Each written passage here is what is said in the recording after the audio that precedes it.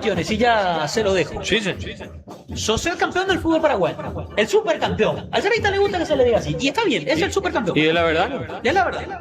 Te vas y competís afuera, preparás un equipo que ilusiona a los hinchas para la temporada siguiente. No está mal ilusionarse. Cerro tiene un muy buen equipo. Refuerzos puntuales, bien, hasta allí todo bien.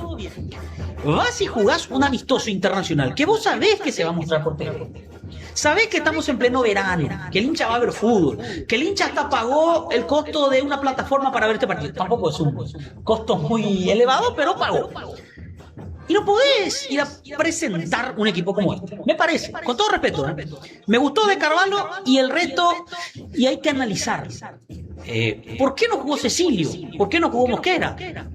¿Por qué otra vez Luciati, Soñora? Entonces, está bien, yo sé que Baba quiere una cosa y la directiva quiere seguramente lo mismo. Yo creo que esto estaba acordado, pero tenés que cuidar la imagen de un club como Cerro Porteño. A eso voy. Entonces, vos le podés buscar la vuelta y todos los argumentos y esto y aquello y llenar de excusas porque al hincha futbolero paraguayo le encanta poner excusas.